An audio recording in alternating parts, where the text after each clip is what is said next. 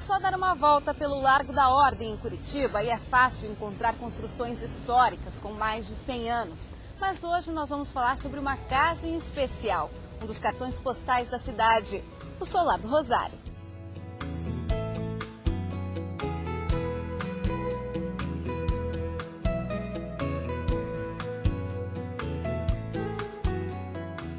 O Solar do Rosário, como na maioria das casas coloniais do final do século XIX, é uma mistura de estilos: português, alemão, francês e por aí vai. E quem vai nos contar mais sobre a história do solar é a Regina Casilo, diretora-presidente do Solar do Rosário. Tudo bem, Regina? Tudo bem, Andressa. Essa mistura de estilo, de raças, é o que caracteriza também a população paranaense. Exato. Né? Aqui é a terra de todas as gentes, onde todos os povos se encontram e nesse amálgama de raças, cores e povos, a gente construiu a nossa terra tão forte na arte, tão forte no povo.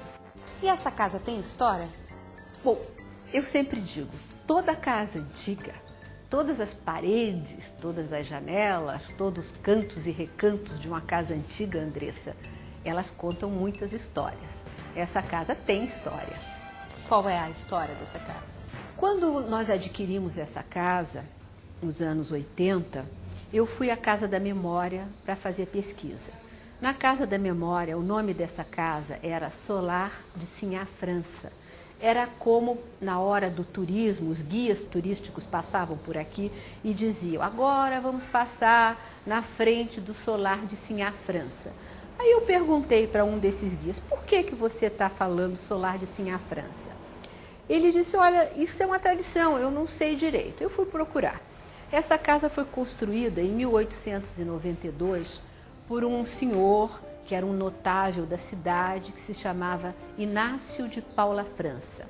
Na ocasião, era um homem rico, um homem poderoso, um notável da cidade mesmo, dono de uma indústria de cerâmica, a indústria de cerâmica das Mercês.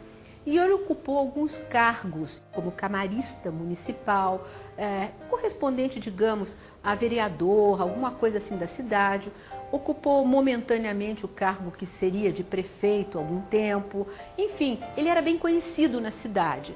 Então, construiu uma casa numa gleba de terra aqui, entre as duas igrejas, que eram as igrejas importantes, junto com a catedral, a igreja da Ordem Terceira de São Francisco de Assis e das Chagas, que era a igreja onde a população mais abonada ia às missas, e a igreja do Rosário de São Benedito, dos pobres de São Benedito, que era a igreja dos escravos, antes da abolição da escravatura.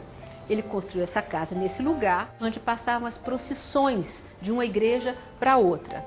Depois da abolição da escravatura, essa igreja do Rosário passou a ser a igreja da encomendação dos corpos por causa do caminho para o cemitério municipal. Mas voltando ao Inácio de Paula França, possivelmente a esposa dele, a Sinhá França, ficava à janela, como era o hábito das mulheres da época, ou as mulheres da família, ficavam à janela muito mais do que nós hoje em dia, que vamos à rua, que lutamos, que trabalhamos, enfim, ficavam mais em casa com as criadas, fazendo os seus doces nas compoteiras ou bordando, e elas ficavam em casa, então era a residência das sinhás. E a janela era o passatempo preferido. E a janela era o passatempo, havia onde se comentavam os acontecimentos do dia, numa cidade provinciana de então. Essa casa ficou na família França, que ainda tem descendentes em Curitiba. Depois a família foi, me parece, para o Rio de Janeiro, uma parte dela. E a casa ficou um pouco entregue a alguns empregados da família. Ela foi pensão à época, depois ela ficou um pouco deteriorada.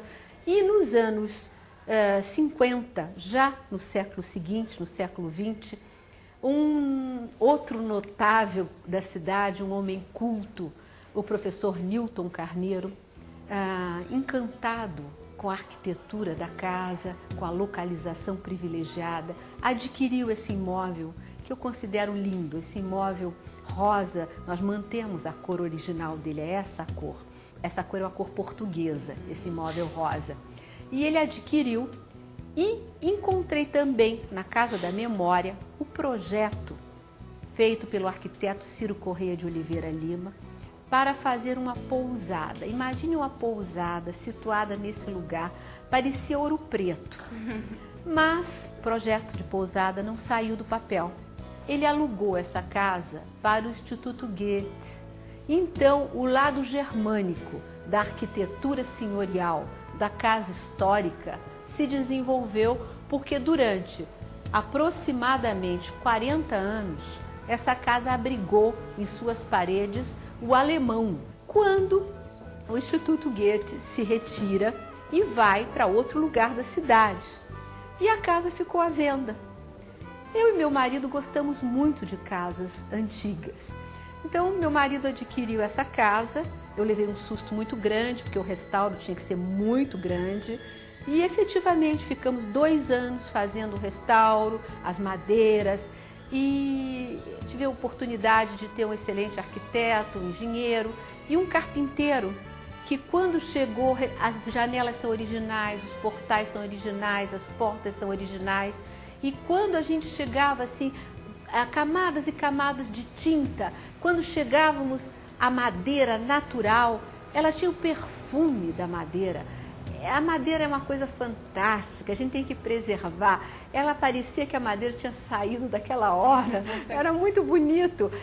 Vou contar um detalhe para vocês. Eu tenho umas pequenas maçanetas que na hora que eu fui restaurar a casa, elas são pequenas joias, eu acho que vieram da Europa. Eu tirei as maçanetas, coloquei dentro da minha bolsa e levei para quando voltasse colocar de novo, que são pequenas joias de maçaneta que não se fazem mais hoje em dia, quando tudo é industrial, são coisas artesanais.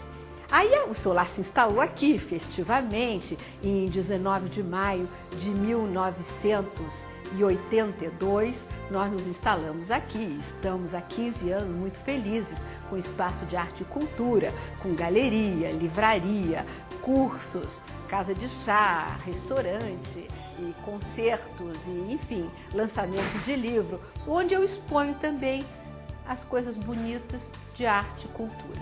Então vamos dar uma olhada nessas coisas bonitas.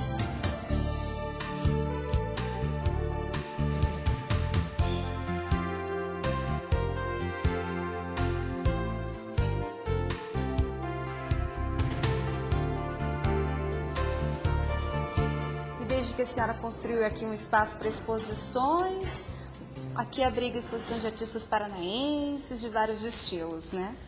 Essa sala, o Solar do Rosário, na galeria, tem 6 salas. Mas nós estamos numa sala extremamente especial. O Poti Lazarotto, primeira vez que ele veio a essa sala, ele disse: Regina, essa sala vai se chamar Sala do Artista. Você vai abrigar aqui artistas conhecidos, não conhecidos, famosos, não famosos, figurativos, não figurativos, de diversas técnicas. Abrigue todos, mas que tenham coerência, que tenham trajetória, que sejam sérios. E assim eu fiz. E de preferência, você faça uma lembrança de cada artista dessa sala. Então, no alto dessa sala, tem azulejos comemorativos de todas as exposições que ocorreram nessa sala. O primeiro deles é do próprio Poti de Costas. Isso foi em 94. Muitas exposições, então, já passaram por aqui. Na ocasião, eu disse: Poti, para que eu dê a volta em toda essa sala, eu não vou ter tempo de vida. Ele disse: vai sobrar. Realmente, quando eu olho, eu já dei quase a volta toda. Estou com 3 andares quase de azulejos. Muitos artistas já passaram por aqui. Já passaram, mais de 100 artistas já passaram por essa sala. Cada obra, cada tela de encher os olhos, né? É verdade, de gente boa, gente que gosta de arte. E eu respeito muito os artistas do Paraná. O Paraná, gente, é um celeiro de arte. Gente muito boa existe aqui. E eu respeito muito todos esses artistas e quero muito bem a todos.